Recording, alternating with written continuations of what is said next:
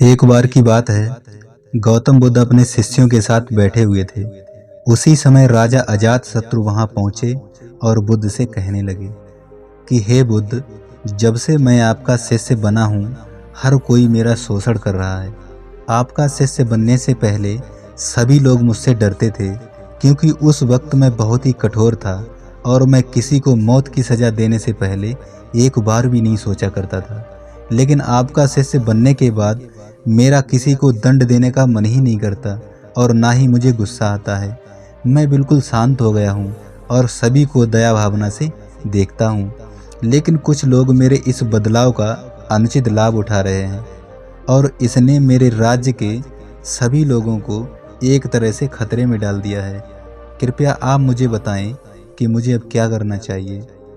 राजा अजातशत्रु की यह बात सुनकर गौतम बुद्ध उन्हें एक कहानी सुनाते हैं और कहानी कुछ इस प्रकार है।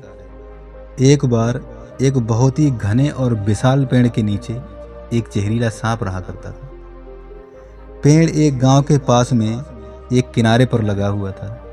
वहां अक्सर सुबह शाम लोग बैठने जाया करते थे और खूब बातें करते थे। लेकिन जब से उस पेड़ के पास उस सांप को देखा गया, तब से लोगों ने वहां जाना बंद कर दिया। लेकिन कुछ लोग तो जानबूझकर वहां सांप को देखने आया करते थे और उन्हें छेड़ा भी करते थे। अब उस सांप को जब खतरा महसूस हुआ, तो उसने खुद के बचाव के लिए लोगों पर हमला करना शुरू कर दिया। वह सांप अब अपने क्षेत्र में लोगों का आना भी बर्दाश्त नहीं करता था, जिससे गांव के कई लोगों की जान जाने लगी। इस तरह पेड़ के आसपास जब भी कोई हलचल होती, तो सांप वहां आ जाता और हमला कर देता था। सांप की दहशत अब पूरे गांव में फैल गई।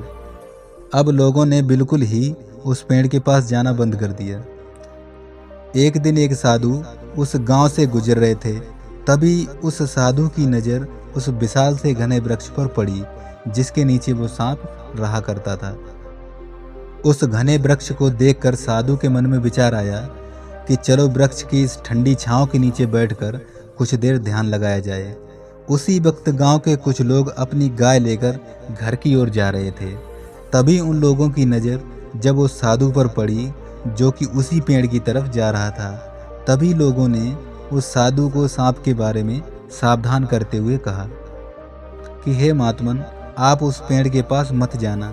वहाँ एक जहरीला सांप रहता है जो जरा सी हलचल होने पर हमला कर देता है और अब तक कई लोगों को काट भी चुका है।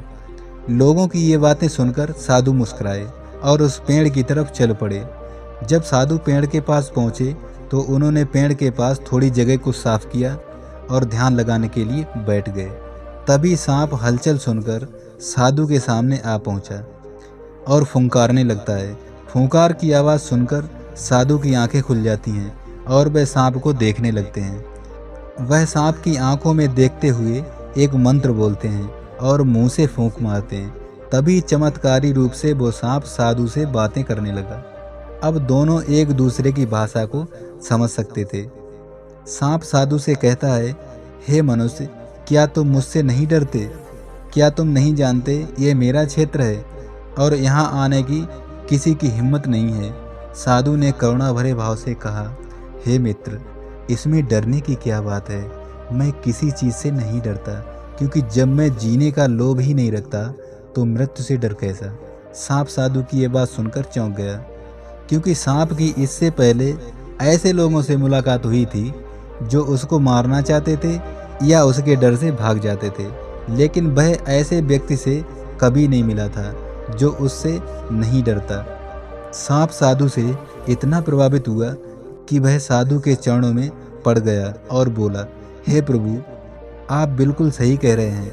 आज तक मैंने जो कुछ भी किया है, अपनी जान बचाने के लिए किया है। अपने क्रोध के चलते न जाने कितने निर्दोषों की जान भी ले ली।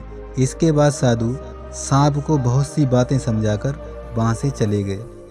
साधु की बात से प्रभावित होकर सांप ने निश्चय किया कि आज से वह किसी को नहीं काटेगा। फिर वह अपने क्रोधी स्वभाव को त्याग देता है, दूसरों को काटना बंद कर देता है। लेकिन इसका नतीजा उल्टा निकलता है। जब लोगों ने देखा कि सांप ने लोगों को काटना बंद कर दिया है, तो लोग उसका फ़ायदा उठाने लगे जो उससे दूर भागते थे वो उसके पास आने लगे और सांप को परेशान करने लगे। बच्चे उस पर पत्थर फेंककर मारने लगे, जिससे सांप आए दिन हमेशा परेशान और घायल रहता था। वह बहुत दुखी था क्योंकि वह अपने जीवन का सबसे कठिन समय बिता रहा था। एक बार वही साधु फिर से उस गांव में आए। वह उसी पेड़ के नीचे बैठ गए। तभी साधु की नज़र जब दयनीय हालत में पड़े उस सांप पर पड़ी तो साधु ने उस सांप से पूछा कि मित्र, तुम्हारी ये हालत कैसे हो गई? तुम इतने घायल और इतने दयनीय स्थिति में कैसे आ गए? सांप ने कहा, जब से आपने मुझे अपने हिंसक स्वभाव को छोड़ने के लिए कहा, तब से मैंने निश्चय किया कि अब मैं किसी पर हमला नहीं करूँगा। मैंने क्रोध करना छोड़ दिया और शांति को अपना लिया, जिसका नतीजा ये हुआ कि लोग मुझे परेशान करने लगे, दुर्व्यवहार करने लगे। कोई पत्थर से मारता है तो कोई डंडे से पीट कर चला जाता है। सांप की बात सुनकर साधु ने कहा, मित्र, मैंने तुमसे कहा था कि बेवजह दूसरों को मत काटो, लेकिन मैंने तुम्हें तुम्हारी आत्मरक्षा के लिए हमला करने से नहीं रोका था। कहानी सुनाने के बाद बुद्ध ने राजा से कहा, हे राजन, तुमने भी मेरे उपदेशों को, मेरे विचारों को गलत तरीकों से अपनाया हुआ था। मैंने आपसे अपने हिंसक कर्तव्य को छोड़ने के लिए कहा था, किंतु आप अपने कर्तव्य से ही विमुख हो गए। आप एक राजा हैं, अतः पूर्ण रूप से साधु की तरह व्यवहार करना आपको खतरे में डाल सकता है। तुम्हें सिर्फ अंदर से साधु की तरह रहना था और बाहर से राजा की तरह, ताकि ज़रूरत पड़ने पर खुद की, प्रजा की और राज्य की रक्षा कर सको। दोस्तों, बिल्कुल ऐसे ही जंगल में भी होता है। जो सबसे सीधा पेड़ होता है उसको सबसे पहले काटा जाता है, और यही कानूनी दुनिया के लोगों पर भी लागू होता है। अच्छे भले लोगों का खूब फ़ायदा उठाया जाता है, इसलिए कभी किसी को अपना फ़ायदा मत उठाने दो।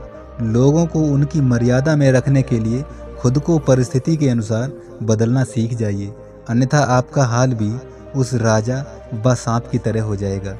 तो दोस्तों उम्मीद करता हूँ आज की महात्मा बुद्ध की ये अनमोल सीख आपको बेहद पसंद आई होगी, और कितना पसंद आई है ये आप सभी लोगों को कमेंट में लिखकर बताना है। बाकी दोस्तों, ऐसी ही बुद्ध की प्रेरणादायक कहानियाँ सुनने के लिए आप हमारे channel Ninja motivation and inspiration को अभी सब्सक्राइब कर लें। दोस्तों, वीडियो अच्छी लगी हो तो वीडियो को लाइक कर दें। तो चलिए मिलते हैं नेक्स्ट वीडियो में, तब तक के लिए जय हिंद, नमो बुद्धाय।